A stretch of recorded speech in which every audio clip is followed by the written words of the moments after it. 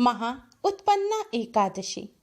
एक चुटकी हल्दी से करेंगे छोटा सा काम, हर कष्ट दूर करेंगे भगवान विष्णु, मिट जाएगी बरसों पुरानी गरीबी। ओम गण श्री महागणेशाय नमः। राधे राधे दोस्तों, कैसे हैं आप सब। दोस्तों, मार्गशीर्ष मास की कृष्ण पक्ष की एकादशी तिथि को उत्पन्ना एकादशी का व्रत रखा जाता है। इस बार यह शुभ तिथि 11 दिसंबर शुक्रवार को है। शास्त्रों के अनुसार सभी व्रतों में एकादशी का व्रत सबसे महत्वपूर्ण बताया गया है। एकादशी एक देवी हैं जिनका जन्म भगवान विष्णु से हुआ था और जो मार्गशीर्ष माह की कृष्ण पक्ष की एकादशी के दिन प्रकट हुई थी, इसलिए इस एकादशी का नाम उत्पन्ना एकादशी है।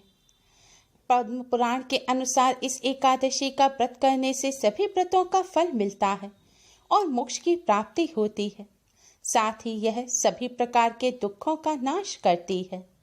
इस एकादशी पर भगवान श्री हरि विष्णु माँ लक्ष्मी जी का पूजन करने से जीवन में हमेशा सुख शांति बनी रहती है और धन की देवी माँ लक्ष्मी जी की कृपा से धन संबंधी समस्याएं दूर हो जाती हैं। भगवान विष्णु का आशीर्वाद मिलता। शास्त्रों में बताया गया है कि एकादशी तिथि भगवान विष्णु और माँ लक्ष्मी जी को समर्पित है।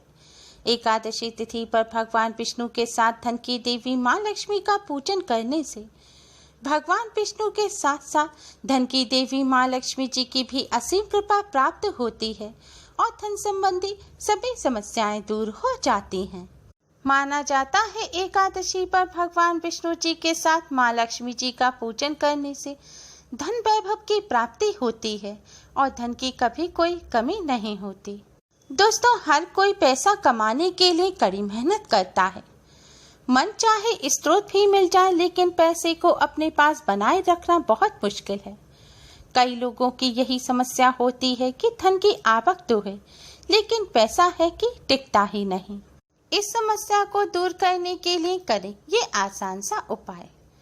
दोस्तों, शास्त्रों में बताया गया है कि धन की देवी माँ लक्ष्मी जिन पर प्रसन्न होती हैं, जिनके घर में वास करती हैं, उन्हें कभी भी धन संपत्ति की कोई कमी नहीं होती।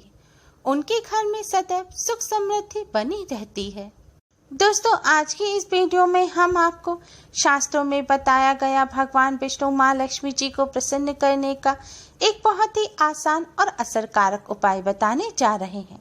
इस उपाय को करने से भगवान विष्णु और धन की देवी माँ लक्ष्मी प्रसन्न होते हैं और अपने भक्तों के घरों में सदैव वास करती हैं। इस उपाय को करने से धन की देवी माँ लक्ष्मी जी की कृपा से धन संबंधी सभी समस्याएं दूर हो जाती हैं। धन प्राप्ति के नए मार्ग खुलते हैं। पैसा घर में टिकने लगता है और धन की हानि नहीं होती। तो आइए दोस्तों, जानते हैं क्या है यह उपाय।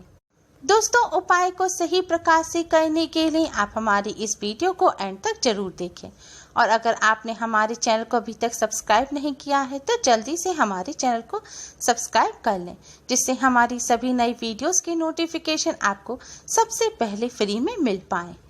दोस्तों, यह उपाय आप एकादशी के दिन किसी भी समय कर सकते हैं, क्योंकि एकादशी का पूरा दिन और रात बहुत ही शुभ माना जाता है।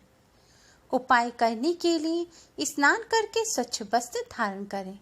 हो सके तो आज के दिन पीले रंग के वस्त्र पहनें। आज के दिन पीले रंग के वस्त्र पहनना बहुत ही शुभ माना जाता है। अब आप एक पात्र में शुद्ध जल लें। जल में थोड़ा सा गंगा जल मिला लें। गंगा जल ना हो तो किसी तीर्थ का जल मिला लें, या फिर आपके घर अगर लड्डू गोपाल है तो उनका स्नान किया हुआ जो जल है, आप उस जल को इस जल में मिला लें। अब अपने मंदिर के सामने आसन बिछाकर बैठ जाएं। इस जल के पात्र को आप मंदिर में रख दें। अब भगवान जी के सामने एक शुद्ध घी का दिया जलाएं और एक सुगंधित धूपबत्ती जलाएं।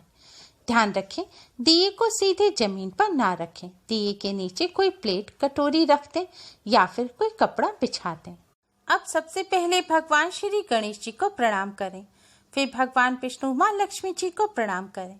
इसके बाद 2 अलग अलग पात्रों में आप फल और मिष्ठान रखें भगवान जी को भोग लगाने के लिए। फल मिष्ठान ना हो तो आप शक्कर या मिश्री भी रख सकते हैं, लेकिन ध्यान रखें आपको 2 अलग अलग प्लेट ही लेनी है। एक प्लेट आप भगवान श्री गणेश जी के आगे रखें और भगवान श्री गणेश जी को भोग लगाएं। और दूसरी प्लेट जो भगवान विष्णु माता लक्ष्मी जी के लिए है, उस प्लेट में आप तुलसी दल अवश्य ही रखें। शास्त्रों के अनुसार तुलसी दल के बिना भगवान विष्णु जी भोग को स्वीकार नहीं करते।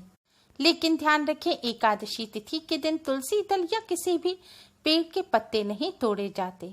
तो इसलिए भगवान जी को भोग लगाने के लिए या तो पहले ही तुलसी दल तोड़ के रख लें, या पहले नहीं रख पाए हैं तो भगवान जी को आपने पहले जो तुलसी दल का भोग लगाया होगा, उस तुलसी दल को ही आप धोकर वापस से आप उसका भोग लगा सकते हैं। अगर वो भी ना हो तो तुलसी जी के पास अपने आप से जो टूटकर गिरे हुए पत्ते हैं, आप उनको भी धोकर भगवान श्री हरि विष्णु का भोग लगा सकते हैं। भोग लगाने के पश्चात आप थोड़ी सी हल्दी लें, हल्दी में शुद्ध जल मिलाएं। अब इस हल्दी से सबसे पहले आप भगवान श्री गणेश जी के तिलक करें, फिर भगवान विष्णु और माँ लक्ष्मी जी के तिलक करें। तिलक करने के पश्चात आप इस हल्दी में से थोड़ी सी हल्दी लेकर जल के पात्र में डाल दें। अब आप भगवान विष्णु जी के महामंत्र ओम नमो भगवते वासुदेवाय का 108 बार जाप करें। इसके बाद माँ लक्ष्मी जी के मंत्र ओम श्रीम श्रीये नमः मंत्र का 108 बार जाप करें। इसके पश्चात आप भगवान श्री गणेश, भगवान विष्णु, माँ लक्ष्मी जी को प्रणाम करें और उनकी आरती करें। आज के दिन विष्णु सहस्त्र नाम का पाठ करना भी बहुत ही शुभ माना जाता है। एकादशी के दिन एकादशी का व्रत आप रखें या ना रखें, सभी को एकादशी व्रत की कथा को अवश्य ही सुनना चाहिए। ऐसा करने से भगवान विष्णु जी की असीम कृपा प्राप्त होती है। इस तरह पूजन करने के पश्चात अब आप भगवान विष्णु, माँ लक्ष्मी जी को प्रणाम करें और उनसे अपने सभी कष्ट और दुखों को कहें, अपनी सभी परेशानियों को दूर करने की प्रार्थना करें और धन संबंधी समस्याओं को दूर करने की प्रार्थना करें। प्रार्थना करने के पश्चात आपने भगवान जी को जिस हल्दी से तिलक किया था, उस हल्दी से आप अपने भी मस्तक पर तिलक करें और मंदिर में जो जल का पात्र रखा है उसे उठाएं। अब इस जल से आप अपने घर के मुख्य द्वार पर छिड़काव करें। मुख्य द्वार पर छिड़काव करने के बाद आप भगवान श्री गणेश, भगवान विष्णु, माँ लक्ष्मी जी को प्रणाम करें और माँ लक्ष्मी जी को अपने घर आने के लिए आमंत्रित करें। इसके पश्चात आप अपने पूरे घर में इस जल का छिड़काव करें। यह जल बहुत ही पवित्र और शक्तिशाली है। इस जल का पूरे घर में छिड़काव करने से घर शुद्ध होता है और नकारात्मक ऊर्जा दूर हो जाती है। छिड़काव करने के पश्चात आप अपने ऊपर भी इस जल का छिड़काव करें और अपने परिवार सहित इस जल को प्रसाद के रूप में ग्रहण करें। लेकिन ध्यान रखें, कचरा रखने के स्थान पर या टॉयलेट पर या किसी भी गंदे स्थान पर आप इस जल का छिड़काव ना करें और जिन महिलाओं को पीरियड है उनके ऊपर भी इस जल का छिड़काव ना करें। दोस्तों, शास्त्रों में बताया गया ये बहुत ही असरकारक उपाय है।